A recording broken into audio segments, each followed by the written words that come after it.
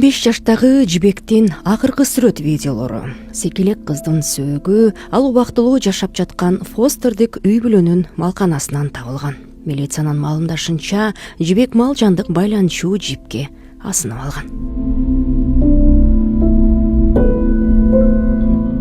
Жибектин өмүрүн алган каргашалуу окуя 2025-жылдын 9-декабрында Жалал Абад облусунун Алабука районунда болгон.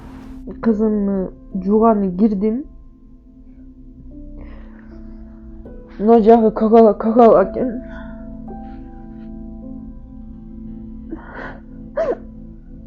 Остор биттирип кагал экен. Маркум Жибек убактылуу багуучуларга 13 жаштагы бир тууган энеси менен 6 айлык мөөнөткө былтыр октябрда берилген. Балдардын энеси социалдык коргоо кызматы анын 2 баласын Фостердик үй бүлөгө негизсиз жайгаштырган деп эсептейт. 2025-жылдын январь айында мен күйөөм каза болуп калганда сиңдимиnkine бардык. Сиңдим менен мен тил табыша албай экөөбүз урушуп кеттик да, урушуп кетип анан апам менен сиңдим жанагы апам эми сиңдиме болушуп участковый чакырган, а биз участковый менен мен башынан эле жакшы тил табыша албай мындай ортобузда конфликт бар болуп болгон.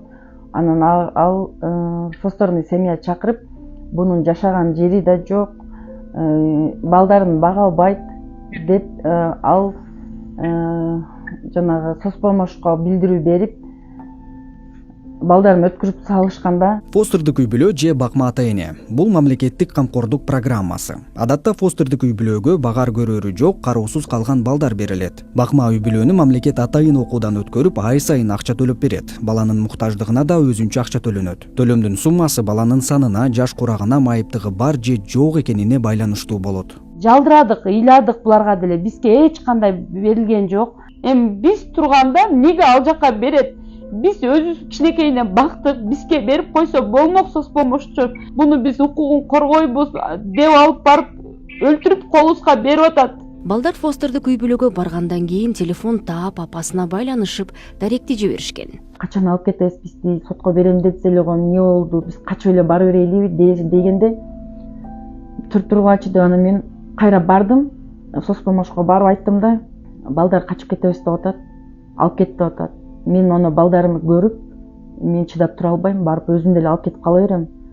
Десем, мыйзамды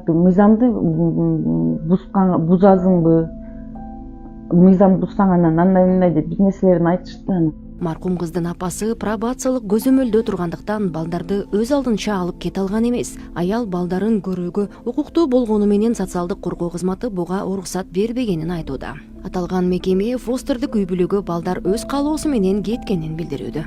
Мен кыйнасам, аларды кордосом, сортуксоомдук көрсөтсөм кетип калат эле да бул балдар, эч качан мени тандабайт эле да.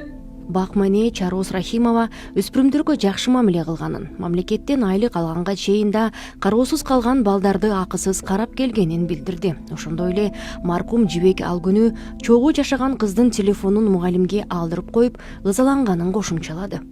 Телефонду алып келдиңизби деди. А мен жок, телефонуңду алып келбедим. Сен тоготпой түшүнүк катта жазбай келипсиң да, Жибек. Жазып алып келсең болот эле го, эми телефон жок дедим. Десем күзгүнү карап, өзүнө карап, күзгүнү карап тюрманын алдында турган. Жашоого умтулуусу да келбей калдыбы? Эмне себеп болду? Мен да караңгыда, мага да караңгыда. Ушуну менен сурак башталды.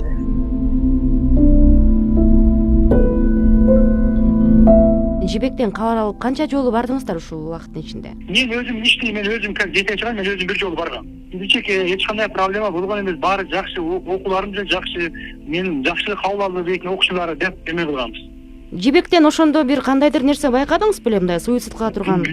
Жок. Эгерде бирдеме боло турган болсо мага айтыш керек эле да. Жалал Абад облустук милициясы кыздын денесинде асынуунун изинен башка жаракат жоктугу аныкталганын маалымдады. Анын негизинде кылмыш ишин козгоодон баш тартуу токтому кабыл алынып, бирок кайра жокко чыккан. Учурда аталган факт боюнча кошумча териштирүү иштери жүргүзүлүүдө. Гүлбайра Сулаймановага уулун өз камкордугуна алуу укугу бериле элек. Социалдык коргоо башкармалыгы окуядан кийин Жибектин энесин Фостердик үй бүлөдөн алып, ТЭЖсине өткөрүп берген.